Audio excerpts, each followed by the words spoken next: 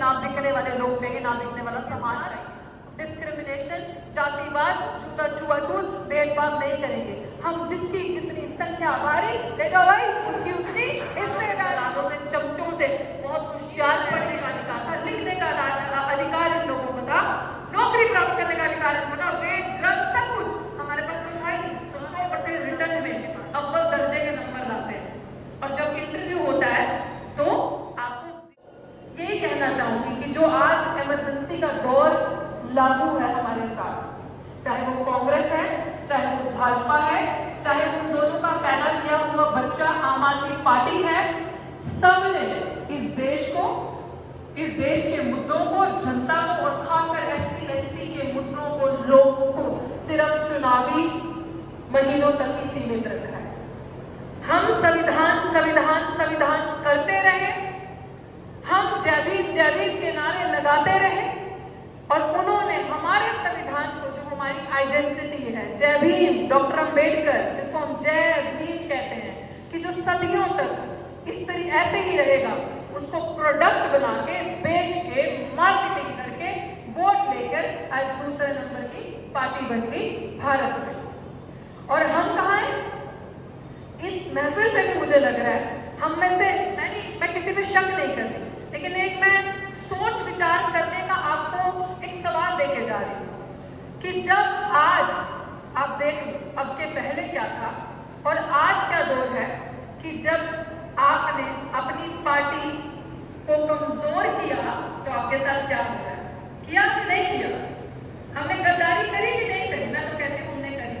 उत्तर प्रदेश में, चंडीगढ़ में, पंजाब में, जहां पे भी अभी रिसेंट चुनाव हुए, हमने क्या कर दिया? आज कांग्रेस हमारी स्थिति, हमारे रिजर्वेशन को बदनाम किया।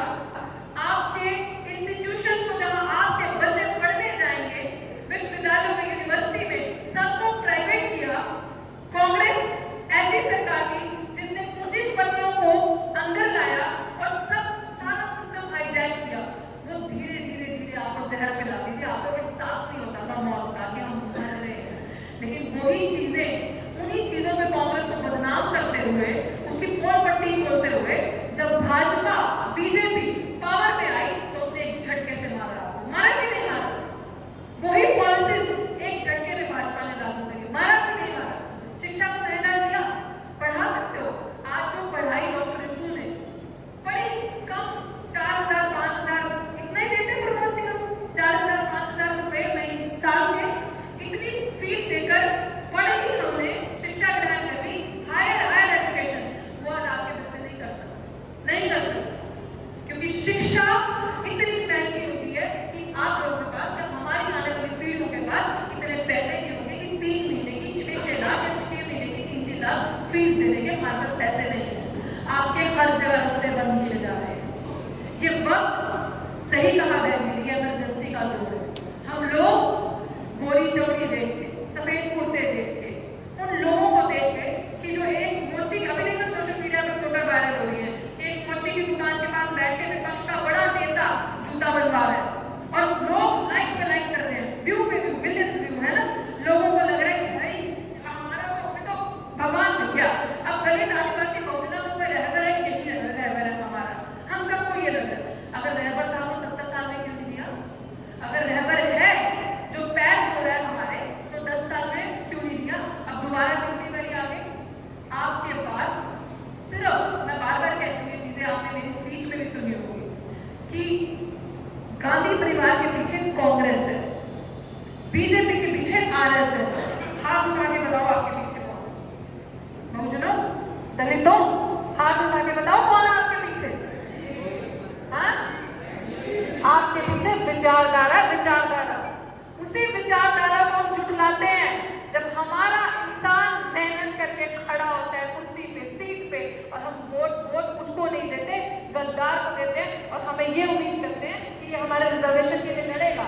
जब आपातकालीन स्थिति आई, इमरजेंसी का दौर लागू होगा, आज हमारा रिजर्वेशन, आज एक ढांचा रह गया संविधान का, आज रिजर्वेशन का एक ढांचा रह गया, सब खत्म हो गया आपके लिए। आप कौन सी जगह पे जाके नौकरी लोगे? प्राइवेट सेक्टर में रिजर्वेशन मिलेगी आपको? आप कहाँ जाके अपने बच्चों को पढ़ाओगे? प्राइवेट यूनिवर्सिटीज में, प्राइवेट कॉलेजेस में रिजर्वेशन मिलेगा आपको?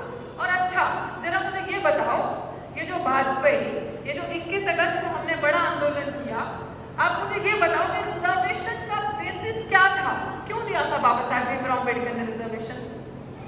क्यों था? क्या गरीबी मिटाना था?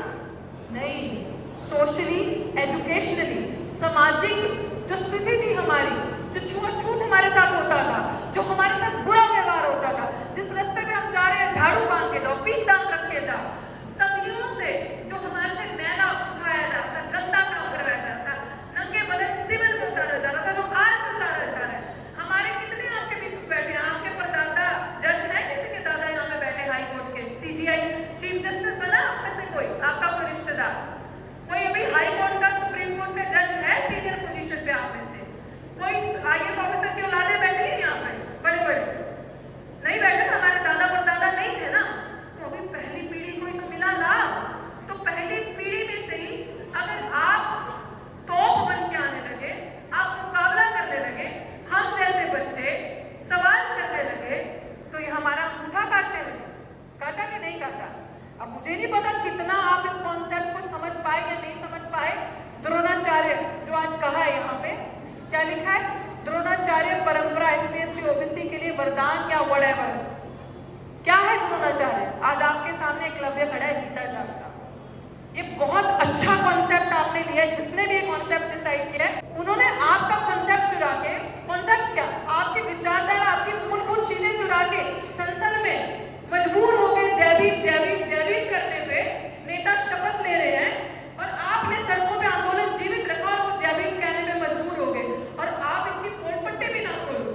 जब आपके बच्चे, जैसे मेरे साथी प्रमोद ने कहा कि आपके बच्चे रिटर्न में अव्वल दर्जे के नंबर लाते हैं, और जब इंटरव्यू होता है तो आपको 0, 2, 3 इतने घटिया मार्क्स देंगे कि आपको ऊपर की टॉप पोजीशंस ना मिले। ध्यान से सुनिएगा प्लीज मेरी बात, कोई भी अभी इधर उधर मत देखिएगा, ये बात आपके जहन में डालने वाली है। आपके बच्चों को इंटरव्यू में मार्क्स नहीं देते, हम मेहनत करते हैं, हम उनसे ज्यादा जानते हैं, हम ज्यादा पढ़ते हैं, हमें मेहनत करना, क्योंकि हमारे पूर्वजों को कुछ भी मुफ्त में नहीं मिला, सबको मेहनत करके मिला।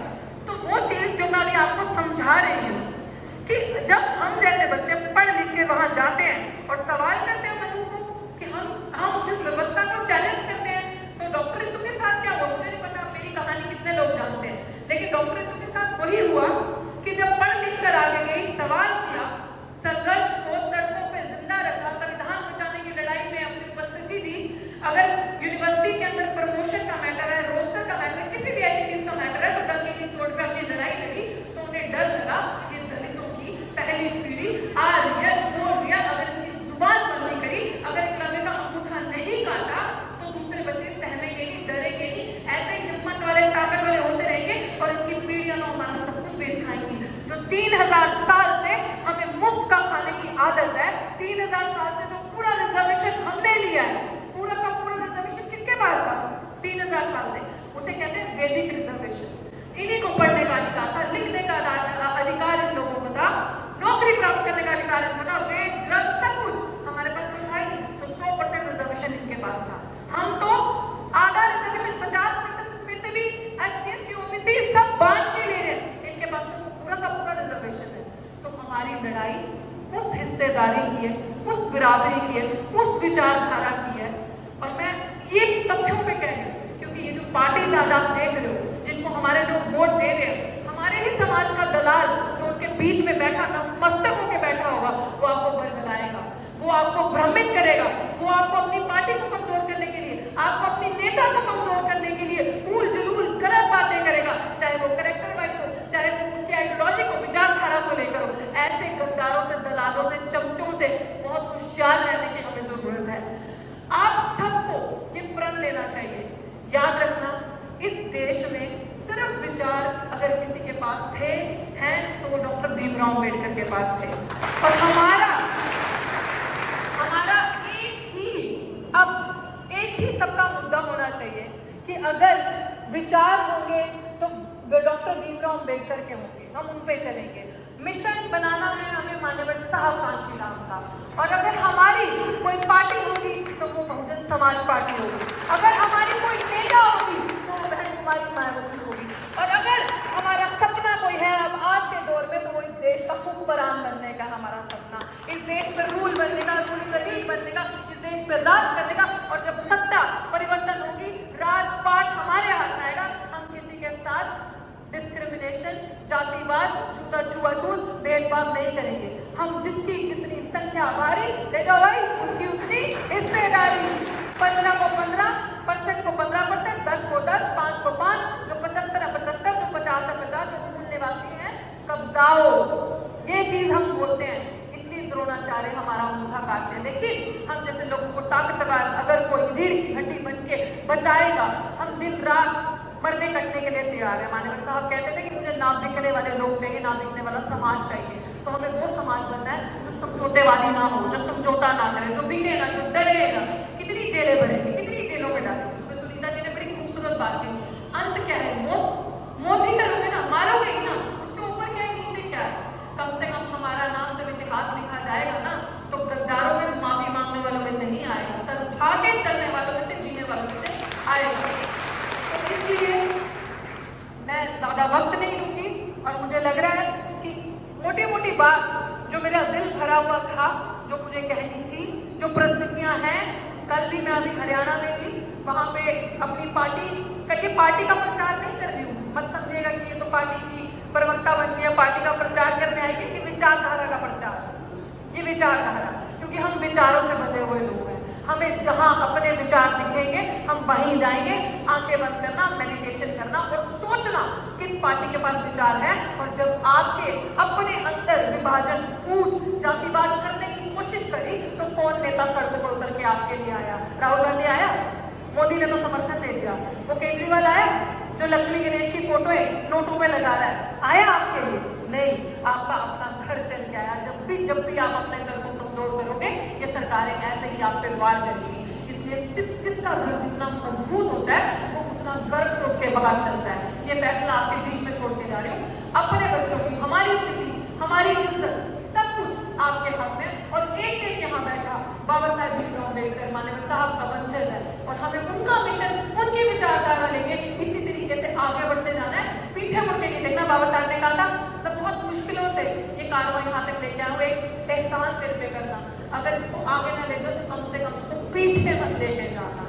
तो आज के बाद जितने भी लोग यहाँ पे बैठे हैं, जब रविवार हो, जब समाज की इस तरीके की महफिलें हो, स्थिति हो, तो बाबा साहेब के सपने को पूरा करने के लिए अपने घर की महिलाओं को लेकर आओ, ताकि जब वो मेरे से बात करें, हमसे मिले, हमारा हौसला बढ़े, तो वो अंधविश्वास से बाहर आए। तो वो जो प्रथा उन्होंने हमारे लिए ढोंग पखाए रचे हैं, हम उसको फॉलो ना करें। हम डॉक्टर भीमराव अम्बेडकर की विचारधारा पे